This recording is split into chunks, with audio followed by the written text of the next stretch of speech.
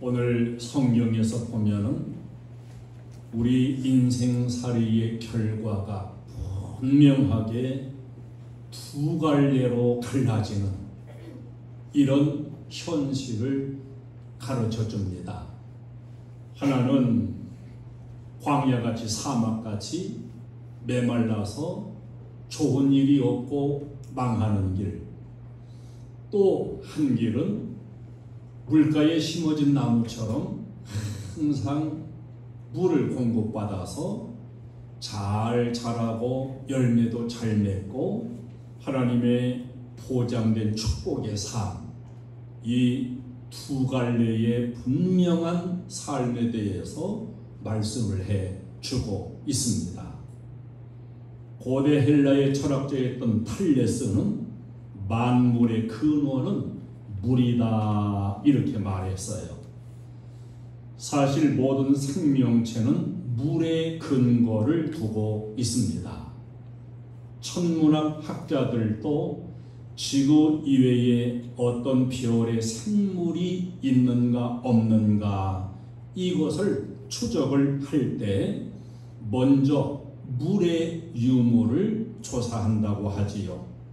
물이 있다면 생명체가 있을 것이라는 추측을 하게 되는 것입니다. 물이 생명의 근원입니다. 우리 인체의 구조도 보면은 피의 90%가 물이고 살의 80%가 물이고 뼈의 25%가 물입니다. 사람은 태어나기 전 어머니 뱃속에서부터 출생하기까지 완전히 물에 떠 있다가 물과 함께 태어나고 또 물과 더불어 살아가는 것이 인생이요 모든 생명체입니다. 불란스의 작가 생텍쥐베리는 인간의 대지라고 하는 작품에서 인간은 샘물의 포로다. 모든 생수는 탯줄과 같다. 이렇게 말을 했습니다. 이 세계의 인간 문명은 언제나 강을 끼고 이루어졌지요. 그것처럼 우리 인간은 생수에 언제든지 밀접해 있고 매여 있다고 볼 수가 있습니다. 생수는 마치 어린 아기의 탯줄과 같이 생명을 생명되게 하는 중요한 요소입니다. 그러나 물 자체가 생명은 아니지요. 생명으로 생명되게 하는 절대적인 요소일 뿐이지 물이 곧 생명은 아닌 것입니다. 지금 온 세계가 염려하는 것 중에 하나가 물이 점점 줄어든다는 문제예요. 양식도 앞으로 문제가 된다 그러지요.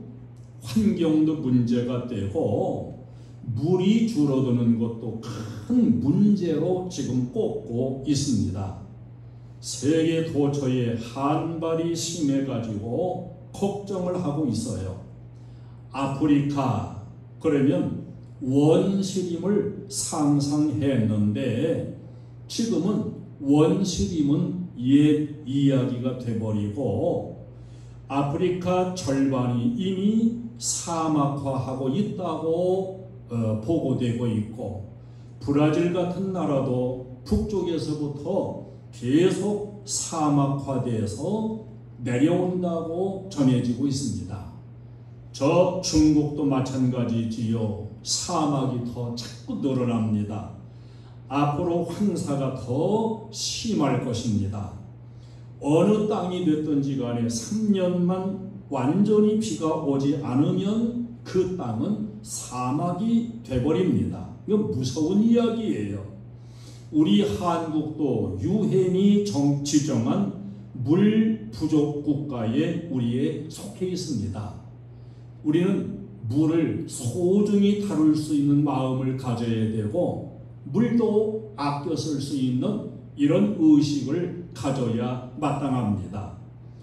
생명은 물에 뿌리를 두고 있습니다. 식물의 그 잎들은 동물의 폐와 같아가지고 뿌리에서 물을 빨아 올려서 햇빛 에너지를 받아 잎에서 영양을 만들어요. 식물의 잎은 태양과 만나가지고 신비로운 생명의 역사를 이루는데 여기에는 절대적으로 물이 있어야 됩니다. 물이 없으면 식물도 살아갈 수가 없습니다. 물이 없다면 햇빛이 강할수록 잎은 말라버리고 끝내 죽고 마는 것입니다. 미국의 유명한 신학자 제이 피크라고 하는 분이 있었어요.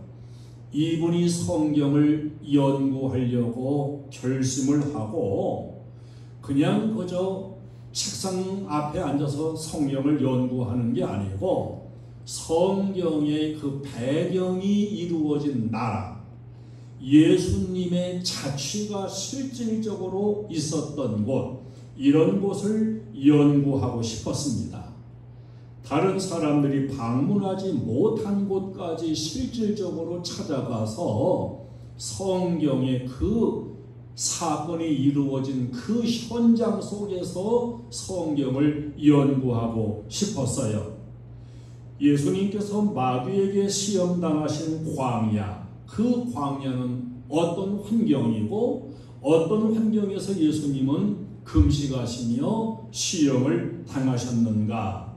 그래서 지프차를 타고서 광야로 갔습니다. 그런데 불행스럽게도 자동차가 고장이 나고 말았어요. 돌아올 수가 없었습니다. 뜨거운 햇볕이 계속 내리쬐는 광야에서 돌아올 수도 없고 마지막 남은 콜라 한 병 마시고 태양열에 타가지고 그대로 그 자리에서 죽고 말았습니다. 물이 없는 광야는 살아남을 수가 없는 무서운 곳입니다. 물은 곧 생명이에요. 생명의 요소입니다. 요한복음 7장 37절로 38절에 예수님이 외치셨지요. 누구든지 목마르거든 내게로 와서 마시라. 나를 믿는 자는 성령의 이름과 같이 그 배에서 생수의 강이 흘러나오리라. 할렐루야. 주님 자신을 생수에 비유하셨습니다. 나를 믿는 자는 그 바위에서부터 이 생수의 강이 솟아나고 흘러난다. 여기서 배, 우리는 그저 먹고서 음식물이 들어가는 이 배로만 생각하지만은 히브리 문화에서 생각할 때는 이 배는 감정의 소재예요.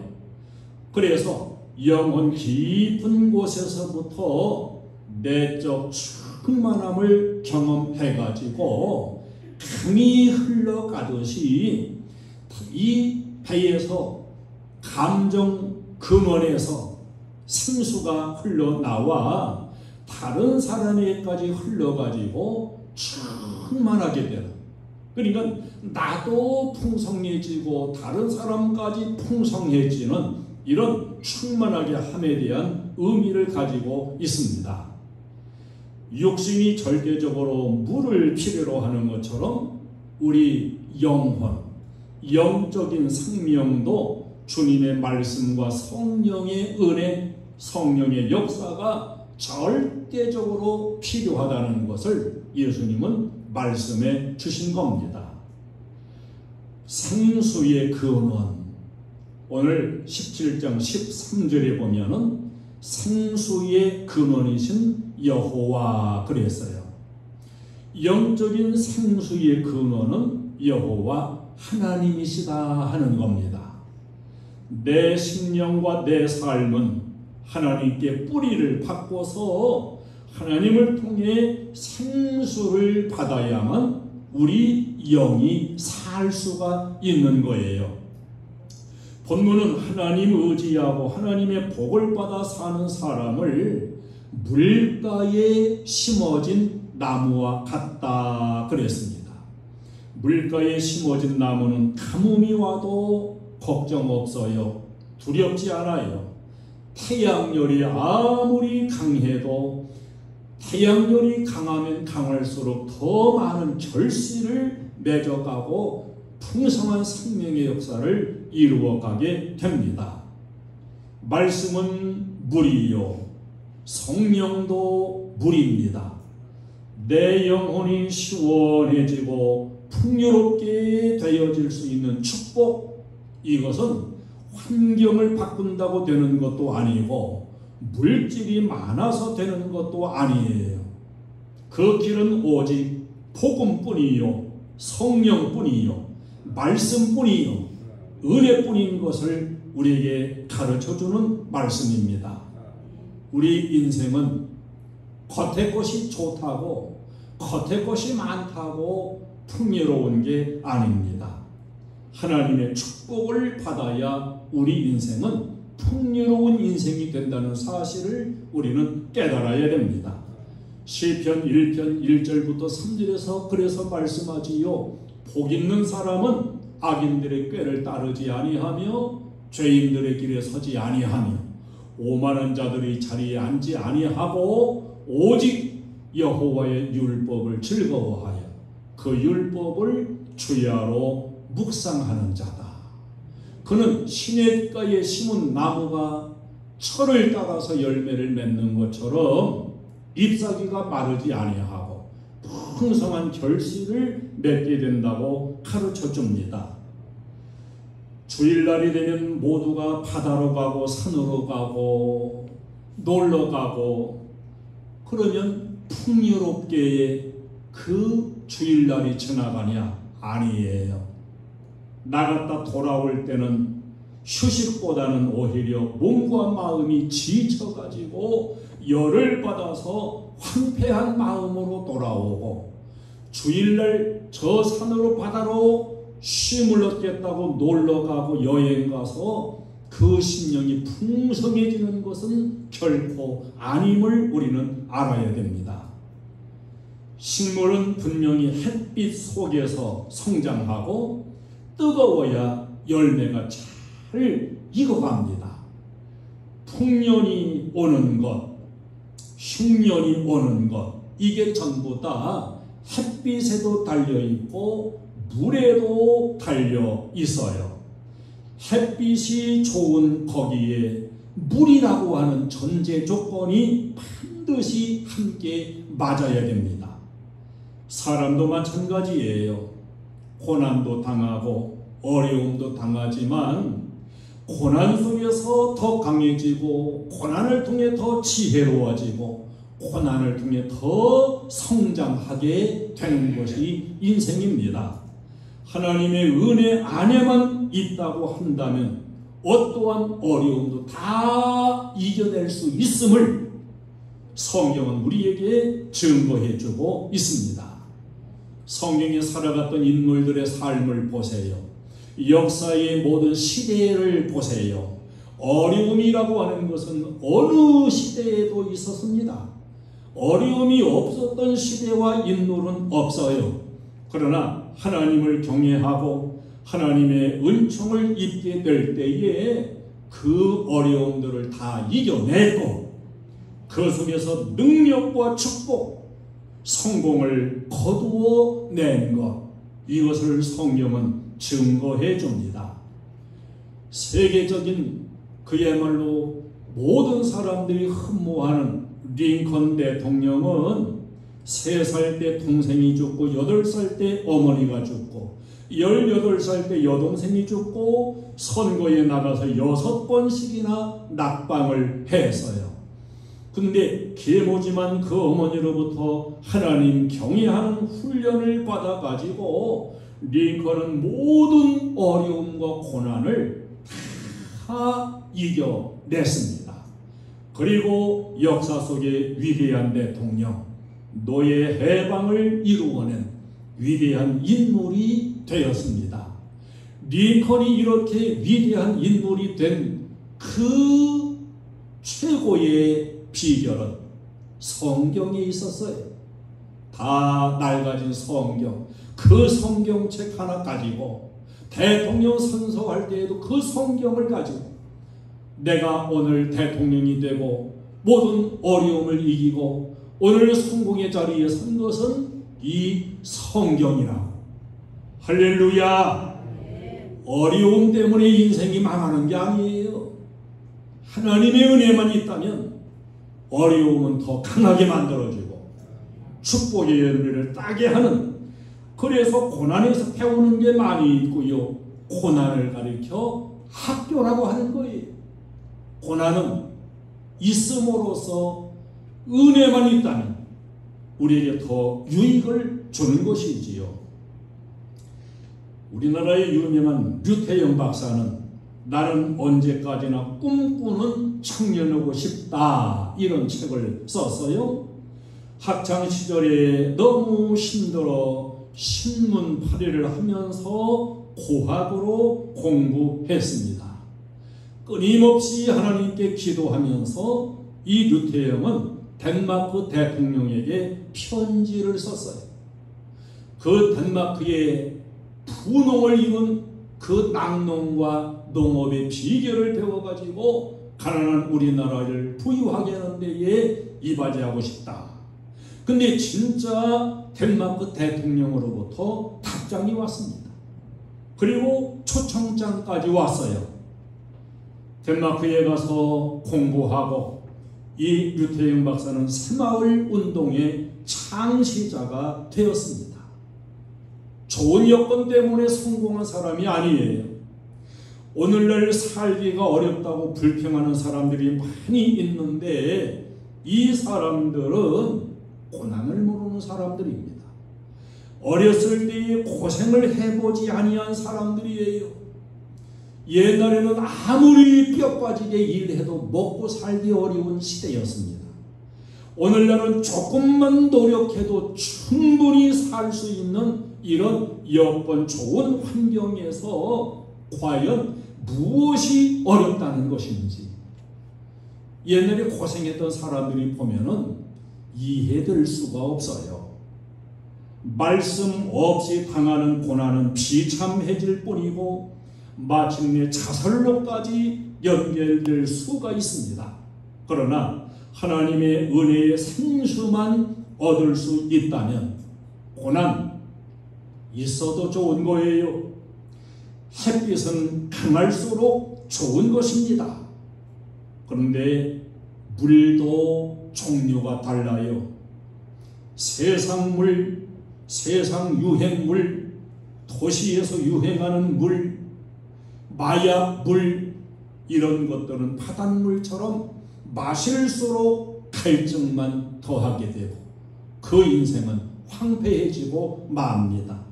그래서 반드시 생수여야 됩니다. 깨끗한 물, 살아있는 물이어야 되는 겁니다. 생수인 하나님의 말씀을 먹어야 되고 성령의 은혜를 마셔야 되는 거예요. 오늘 5절로 6절에 하나님께로부터 마음이 떠난 사람은 잘 되는 것 같을지 몰라도 결국은 저주를 받아서 그 저주받은 삶이 어떤 삶이 되냐? 사막화된다는 거예요. 사막같이 되어진다. 하나님께로부터 생수의 공급을 받지 못하고 사는 사람은 결국은 그 길이 저주의 길로 가는 것이요, 자꾸만 황폐해지게 되고 잘 되는 것 같으나 안 된다는 겁니다. 좋은 씨앗을 뿌려도 소용없고 거름을 주어도 소용없고 아무리 수고하며 지혜를 다 동원해도 그건 결국은 황폐해지는 길이다. 사막이 된다. 이 좋은 땅이라도 물이 없으면 사막이 되는 거예요. 사막이 돼가지고 천년이 지나고 오래 지난 쓸 수 없는 그런 땅이라도 물만 주면 좋은 땅이 됩니다. 우리 이것을 알아야 돼요. 저 미국에는 캘리포니아라는 그런 주가 있는데 그 캘리포니아는 망망한 사막이라고 합니다.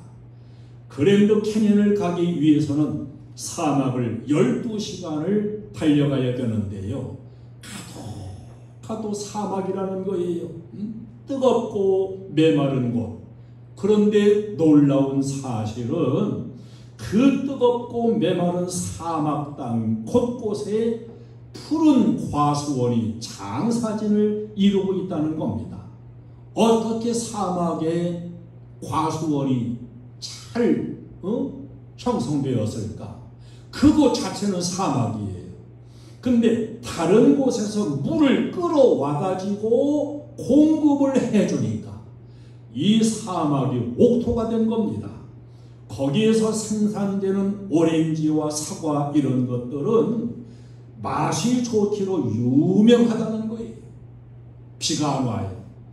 햇빛이 태양열이 강렬합니다. 그런데 물을 끌어다가 공급을 해주니까 그곳에 과일의 당도가 높고 세균도 전혀 없어가지고 소독할 필요도 없다는 거예요. 이렇게 메마른 사막도 물만 공급되면 옥토가 되는 거예요. 인생도 마찬가지입니다. 저 성경의 배경이 된 이스라엘도 광야예요. 마른 땅입니다. 사막이에요. 그런데 이 마른 땅을 개척해 가지고 농업국가로 만들고 맛있는 올리브 이런 걸 생산하고 이렇게 이스라엘은 만들었습니다. 그 비결이 뭐냐? 그 땅에 비가 안 와요. 사막이에요. 항상 타중 뜻이 태양열이 강한 곳이에요. 그런데 갈릴리 호수에서부터 전부 수로 공사를 해서 그 갈릴리 호수의 물을 갖다가 계속 공급해 줍니다. 그러니까 사막 땅인데도 불구하고 비가 오지 않는데도 물을 지하에서 공급해 주니까 강력한 태양이 내리쬐도 식물이 잘 자라는 거예요. 과일이 잘 익고 맛이 있는 겁니다. 사람도 마찬가지입니다. 거룩한 하나님의 은혜의 생수가 끊어지게 되면 그 마음이 하나님에게서 멀어져 갈수록 마음은 점점 황폐해져 가고 악해져 가고 인간성이 파괴돼 버리고 맙니다. 많이 가진 지식도 재주도 물질도 다 소용이 없어요. 인생 자체가 황폐해진 사람에게는 그것이 축복이 되는 게 아닙니다. 사막은 자신만 죽는 게 아니에요. 사막에 들어가는 자 생명체는 누구든지 죽이는 곳이 사막입니다. 이렇게 황폐해진 심령을 가진 사람은 자신도 죽음의 길로 갈 뿐만 아니라 그 사람과 교제하고 만나고 가까이 하는 그런 사람까지도 망하는 길로 가게 만든다는 것을 우리가 알아야 됩니다. 그래서 사람을 잘 만나야 되는 거예요. 자라나는 학생들도 그래서 친구를 잘 만나야 돼요. 사막화된 사람을 만나게 되면 같이 사막화되고 죽음의 길로 황폐해진 길로 가는 겁니다. 속에서 생수의 강이 흘러나오는 친구를 만나면 같이 사는 거예요. 같이 생수를 공급받게 되는 겁니다. 우리가 사람을 만날수록 시원한 사람이 있는가 하면은 마음을 답답하게 하는 사람이 있습니다. 사막과 같이 된 사람과 가까이 하면 내 영혼도 인생도 내 마음도 사막화되고 황폐해진다는 사실을 잊지 않아야 됩니다. 하나님을 의지하며 하나님을 믿고 의뢰하는 그 사람은 복을 받게 된다고 말씀하고, 어떻게 복을 받냐? 물가에 심어진 나무와 같이 그렇게 복된 인생이 된다고 오늘 말씀해 주고 있습니다. 하나님의 복을 받아서 점점 좋은 결실을 맺게 되고 잎이 청청하고 가뭄이 와도 불황이 와도 아무런 염려가 없는 보장된 삶이 된다고 우리에게 말씀하고 있습니다. 요한복음 15장에서 보면 내 말이 너희 안에 거하면 무엇이든지 원하는 대로 구하라. 그리하면 이루리라. 이 말, 그 말씀이 곧 생수의 역할을 하는 겁니다. 여러분, 여러분의 삶을 피곤하게 하고 여러분의 의욕을 갉아먹는 것이 무엇인지 아십니까? 사업이 어려워서인가요? 아니면 인간관계가 꼬여가기 때문인가요? 이 세상에 경쟁자가 너무 많아서일까요? 아니에요. 그런 것들 때문에 피곤하고 의욕이 갉아먹어지는 게 아닙니다. 가장 중요한 문제는 생수가 공급되지 못하기 때문인 걸 알아야 됩니다. 생수가 말라가기 때문인 걸 알아야 돼요. 말씀의 생수가 떨어져 가는 겁니다. 왜 인생이 자꾸 허탈감에 빠지는지 아십니까? 그 원인은 바로 생수의 근원이 자꾸 말라가고 생수가 채워지지 않기 때문, 하나님의 은혜가 자꾸 말라가기 때문인 것을 알아야 됩니다. 그래서 우리 인생은 누구나를 막론하고 반드시 생수의 강변에 사는 삶이 되어야 됩니다. 할렐루야! 항상 말씀의 은혜에 젖어 사는 삶이 되어야 됩니다. 주님 안에 사는 삶, 교회 안에 사는 삶, 예수님을 바로 믿고 하나님 은혜 안에 살게 되면은 그 사람은 어디서 살든 어떤 환경이 그에게 닥쳐오든 걱정할 것이 없습니다. 냇가에 심어진 나무 같기 때문에 비가 오지 않아도 걱정할 게 없고 아무 염려가 없습니다. 내가 믿음과 은혜 안에만 있다고 한다면 어떤 고난과 역경이 와도 그것은 내게 능력을 주며 성숙함을 주며 축복을 가져다주는 끈이 될 것입니다. 우물가의 여인처럼 난 구했네.